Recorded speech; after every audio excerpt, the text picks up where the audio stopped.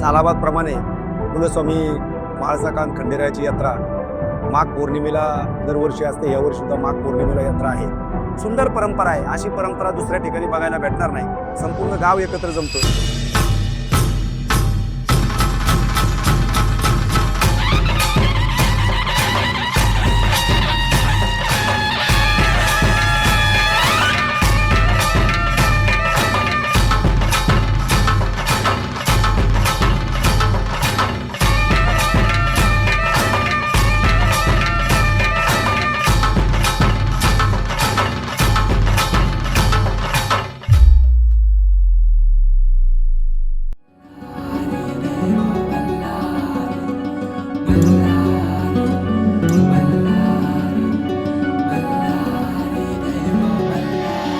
देव मार्तंडा देव मल्हारी तूच कुलदैवत माझा खंडोबा। देव मार्तंडा देव मल्हारी तूच कुलदैवत माझा खंडोबा। सोन्याची तुझी जेजुरी देवा मल्हारी तू राजा।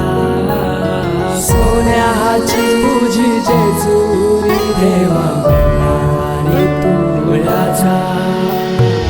नमस्कार, Manish Burate, welcome to my channel average Indian Joe. आजचा एपिसोड खूप स्पेशल एपिसोड आहे माझ्यासाठी। मी आहे धामणी गावात, आंबेगाव तालुक्यामध्ये, पुणे जिल्ह्यामध्ये, आणि हे माझं गाव। आणि आज मी आलो आहे खंडेरायाच्या यात्रेसाठी। साधारण 20 वर्ष झाली असतील मी 20 वर्षानंतर खंडेरायाच्या यात्रेला आलो आहे। आणि ही यात्रा आमच्यासाठी खूप स्पेशल असते। आणि जशी माझ्या वडिलांना किंवा माझ्या काकांना लहानपणापासून इथे वाढलेले आहेत आणि त्यांना ही एकदम जीव की प्राण आहे ही यात्रा म्हणजे, तशीच आमच्यासाठी आहे, कारण आम्ही लहानपणापासून ही यात्रा अनुभवली आहे। आणि 20 वर्षानंतर मला याला खूप आनंद झाला। एक गोष्ट मात्र बदललेली नाही, की गावकऱ्यांचं प्रेम आणि गावकऱ्यांची एकत्र येऊन हे कार्य पार पाडण्याची इच्छा। वॉच माय एपिसोड, स्पेशल एपिसोड धामणीची यात्रा। थँक्यू। सालाबाद प्रमाणे कुलस्वामी महाराजाकांत खंडेरायाची यात्रा माघ पौर्णिमेला दरवर्षी असते। यावर्षी सुद्धा माघ पौर्णिमेला यात्रा आहे। 1, 2 आणि 3 असे 3 दिवस यात्रा आहेत। खरं म्हणजे या धकाधकीच्या जीवनामध्ये शांतता किंवा खेडेगाव कसं असतं हे जर पाहायचं असेल तर आमच्या धामणी गावामध्ये तुम्ही सगळ्यांनी आलं पाहिजे। कारण या गावामध्ये पूर्वीपासून 12 बलुतेदार पद्धती अवलंबून आहे। शेतकरी हा या सगळ्यांचा मुख्य गाभा। शेतकऱ्याच्या जीवावर हे 12 बलुतेदार वर्षभर काम करणार। शेतकरी शेतामध्ये धान्य पिकवणार आणि ते धान्य या 12 बलुतेदारांना देऊन संपूर्ण गावचा कारभार केला जाणार। काल परत्वे या सगळ्यामध्ये बदल होत गेला। हे गाव थोडं दुष्काळाच्या छायेखाली गेलं आणि दुष्काळाच्या छायेखाली गेल्यानंतर गावची आर्थिक परिस्थिती थोडी कमी झाली। परंतु जरी आर्थिक परिस्थिती कमी झाली तरी 2 भाऊ असतील तर एक भावाने पुण्यामध्ये कामाला जावं, मुंबईमध्ये आपला उद्योग व्यवसाय करावा आणि एका भावाने धामणीमध्ये शेती करावी, ही भूमिका पहिल्यापासून या गावाची राहिली। परंतु या गावची यात्रेची परंपरा कधी कमी झाली नाही। गावामध्ये ही यात्रा असते, तुम्ही पाल हा पंचांचा पार म्हणतात। या पारावरती माघ पौर्णिमेच्या आधी 8 दिवस सगळे ग्रामस्थ मंडळी बसतात। आणि विशेष म्हणजे गेल्या 50 वर्षापासून या यात्रा कमिटीचा फक्त एक अध्यक्ष असतो, गजाराम पाटील जाधव, आणि त्या पाटलांच्या नेतृत्वाखाली संपूर्ण गाव हे या ठिकाणी यात्रा करत असतं। आम्ही सगळी मंडळी यात्रेला बसतो 5-6 दिवसापासून। आणि असा ठरलेला असतं गावाचं की प्रत्येक घराच्या पाठीमागं 700 रुपये घ्यायचे आणि मग हे 700 रुपये व्यापाऱ्यांकडून 1000-1500 रुपये करून जवळजवळ 6 लाख रुपये वर्गणी त्या ठिकाणी जमा होते। आणि ही वर्गणी यात्रेमध्ये जे कार्य, आखाड्याचा कार्यक्रम असतो, तमाशाचा असतो, बैलगाड्याचा असतो, पालखीची मिरवणूक असते, या सगळ्यासाठी ते 6 लाख रुपये खर्च केले जातात. आणि 6 लाख रुपयाचा हिशोब हा यात्रेच्या 4थ्या दिवशी संपूर्ण गावाला एकत्र करून त्या ठिकाणी घेतला जातो. सुंदर परंपरा आहे. अशी परंपरा दुसऱ्या ठिकाणी बघायला भेटणार नाही. संपूर्ण गाव एकत्र जमतं. गावातील असा एकही व्यक्ती नाही का जो यात्रेसाठी येणार नाही. सगळे लोक यात्रेने येतात, गोळ्यामुळे राहतात. गावामध्ये रामराम शामशाम होतो. महत्वाचं म्हणजे जिलाबी भजी खाऊन सगळे एकत्र मित्रमंडळी वर्षभराची जमतात आणि कुलस्वामी खंडेरायाचा कुलाचार त्या ठिकाणी करतात. एका बाजूला आमच्या इथे प्रकाश पाटील बसतात. कुलस्वामी खंडेरायाचा जीर्णोद्धाराचं काम 12 महिने चालू असतं. पण काल परत्वे काय करायला देवळामध्ये पाहिजे, लोकांच्या भक्तांच्या सुविधासाठी काय करायला पाहिजे हे सुद्धा आम्ही अत्यंत चांगल्या पद्धतीने ते पाहतात. दरवर्षी जवळजवळ 4, 4.5, 5 लाख रुपये लोक देणगी देतात आणि त्या देणगीतून वर्षभर देणगी देतात. देणगीतून प्रकाश पाटलांच्या नेतृत्वाखाली आम्ही सगळी ग्रामस्थ मंडळी गावचा देवाचा विकास हा त्या ठिकाणी करत असतो आणि गावचा विकास सुद्धा सगळ्या लोक अत्यंत गोळ्यामेळ्याने करत असतात. यात्रा जर पाहिली तर फक्त एकाच गावची यात्रा आहे अशातला भाग नाही. जो 3 जिल्ह्यामध्ये ही यात्रा असते. संपूर्ण आंबेगाव तालुका इथे एकत्र जमतो. कुलस्वामी खंडेरायाचा कुलदैवत म्हणून नगर जिल्ह्यातील लोक येतात. त्याचप्रमाणे पुणे जिल्ह्यातील लोक येतात, काही नाशिक जिल्ह्यातील लोक येतात, बारामती जिल्ह्यातील लोक येतात आणि या दिवशी काही लोक खटार गाडीतून येतात आणि आपापला स्वयंपाक करून देवाला निवेदन करून त्या ठिकाणी यात्रा करतात. असं सुंदर वातावरण या गावामध्ये आहे. गावची एकी एवढी सुंदर आहे की त्या एकीला कोणाची दृष्ट लागू नये अशा पद्धतीची एकी आहे. सगळी लोक एकत्र जमून अत्यंत चांगल्या पद्धतीने याच पंचांच्या पारावर न्यायनिवाडा करतात. गावातील भांडण जवळजवळ 99% गावाच्या विषयीच्या बाहेर जात नाही. कारण ही परंपरा आहे. कैलासवासी बाबूराव पाटील, जयवंतराव आणि भेरी गुरुजी या लोकांनी या गावाला एक संस्कार घालून दिले. त्या संस्कारानुसार या गावची परंपरा आम्ही टिकवायचा प्रयत्न करतो आणि याच पंथांच्या पारावर ते सुद्धा बसले. आम्ही कधी कोणाच्या घरी जात नाही. लोक या ठिकाणी वर्गणी आणून देतात. नाही तर बाकीच्या ठिकाणी जर तुम्ही पाहिलं तर लोकांच्या घरी जायला लागतं, परंतु आम्ही कोणाच्या घरी जात नाही. लोक या ठिकाणी येतात कारण उत्सव देवाचा असतो. असा सुंदरसा कार्यक्रम या आम्ही सगळी मंडळी 3 दिवस करतो. धन्यवाद.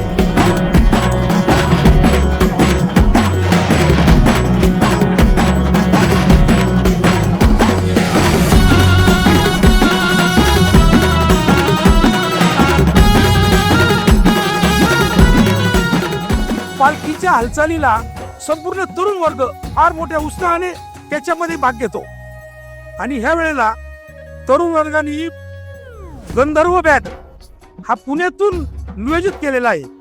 म्हणजे त्या तरुण वर्गाचा उत्साह हा वेगळ्या पद्धतीचाच आहे.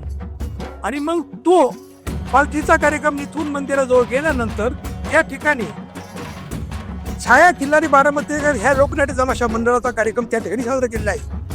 संपूर्ण धांबी ग्रामस्थ आहे, यात्रा कमिटी आहे, फार अति उत्साहात यात्रेचा कार्यक्रम साजरा करण्याचे ते मनोमनी निश्चय करतात. वर्षातून कधी यात्रा आमची येते जवळ याची ते वाट पाहत असतात. हे संपूर्ण ह्या ठिकाणी बसलेलेच आहेत.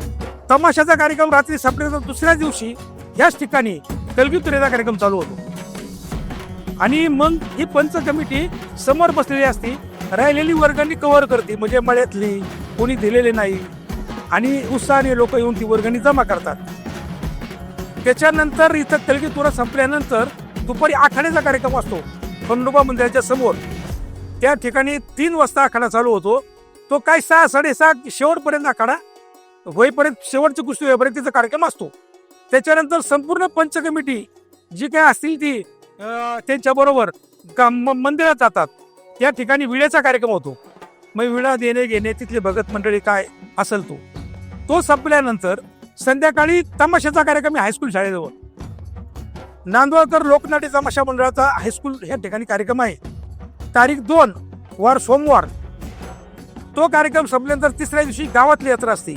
या पूर्ण पेठेमध्ये ना संपूर्ण दुकाने लागलेली असतात आणि ज्याला पहिल्या दिवशी जमलं नाही तो दुसऱ्या दिवशी होतो.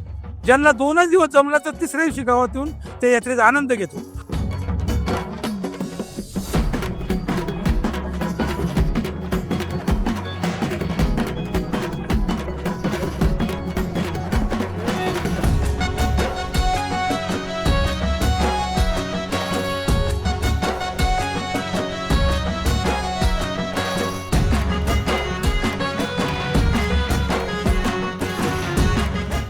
नमस्कार, मी सागर सुनील जाधव, धामणेगावचा प्रथम लोकदुग्ध सरपंच आहे आणि खऱ्या अर्थानं श्री कुलस्वामी महासंघात खंडोबा देवाची यात्रा हे मोठ्या उत्साहामध्ये धामणी आणि परिसरामध्ये आम्ही या ठिकाणी संपन्न करत असतो.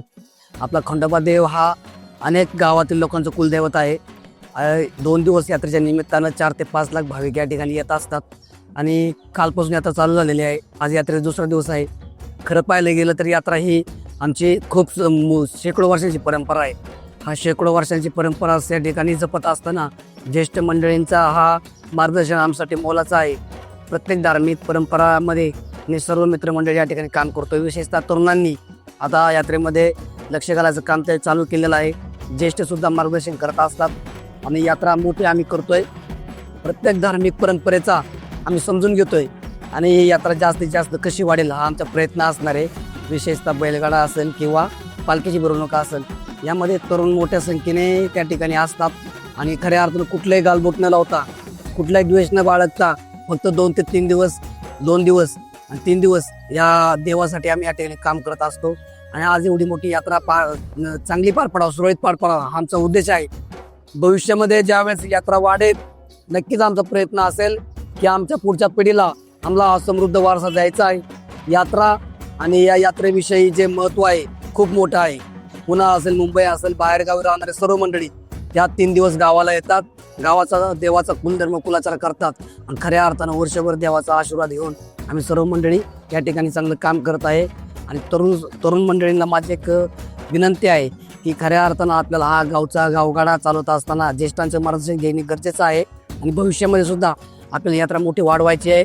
आपल्या पुढच्या पिढीला सुद्धा आपल्याला या यात्रेतून काहीतरी चांगला संदेश देऊन यात्रा मोठी करूयात.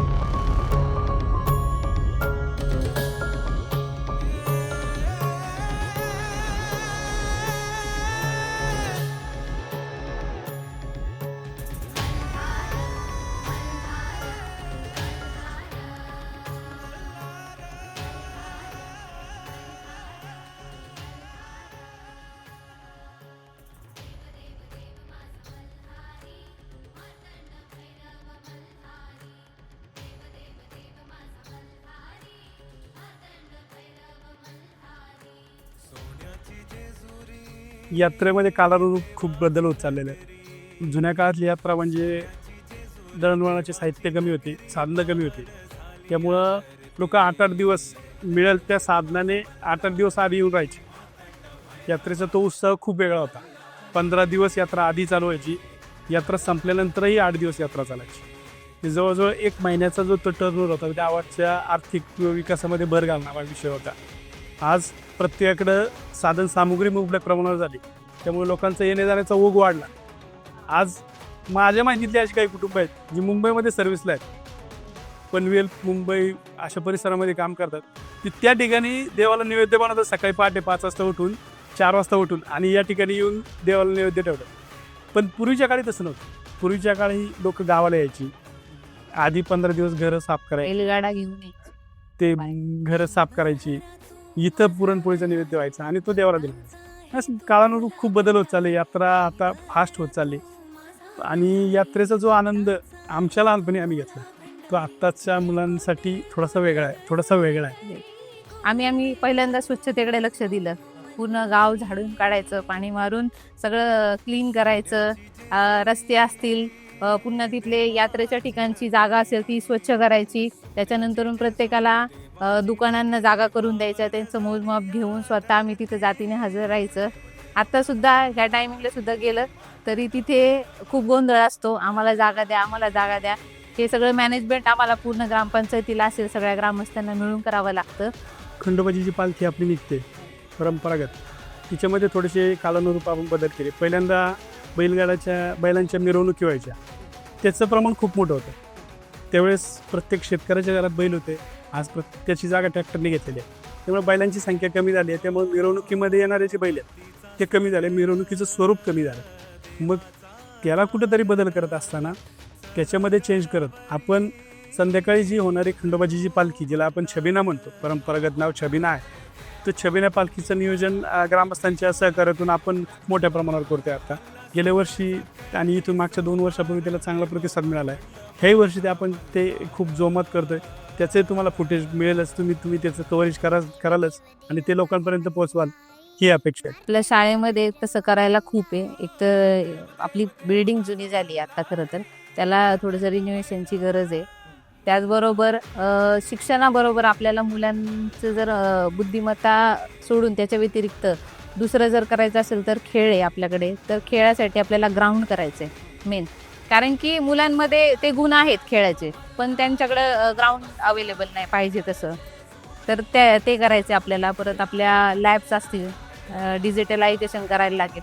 आता बऱ्यापैकी आपण डिजिटलायझेशन करतोय आपल्या शाळेंमध्ये. आणि स्थानिक ग्रामस्थांनी वायफाय फॅसिलिटीज अवेलेबल करून दिलेली आहे. त्याचं बिल वगैरे ग्रामस्थ भरतात, शाळा भरत नाही. शाळेला आता ग्रामपंचायतच्या वतीने आम्ही जो गावासाठी जेवढा आरो प्लॅन्ट आहे तेवढा प्लॅन्ट आम्ही फक्त 400 विद्यार्थ्यांसाठी शाळेसाठी बसवतो ग्रामपंचायतच्या माध्यमातून. आय होप तुम्हाला हा एपिसोड आवडला असेल. तुम्हाला जर ही यात्रा अनुभवायची असेल तर साधारणपणे फेब्रुवारी महिन्याच्या सुरुवातीला ही यात्रा भरते. धामणी किंवा लोणी भागात तुम्ही राहू शकता आणि अनुभवायची असेल तर 1 दिवसाचा जर्नी आहे साधारणपणे. पण इट्स वर्थ कमिंग हिअर. अजून काही माहिती हवी असेल यात्रेबद्दल तर प्लीज लेट मी नो आणि I can get you more information. पण जसं मी म्हटलं त्याप्रमाणे जर तुम्हाला काही मदत करायची असेल तर माझ्या डिस्क्रिप्शन बॉक्समध्ये जे लिंक आहे त्यात जाऊन तुम्ही डोनेट करू शकता. ह्याचा उपयोग शाळेला होऊ शकतो, मंदिराला होऊ शकतो, गावातल्या रस्त्यांसाठी होऊ शकतो. सो कीप वॉचिंग माय चॅनल आणि असेच आपण एपिसोड घेऊया. Thank you for watching average Indian जो. थँक्यू.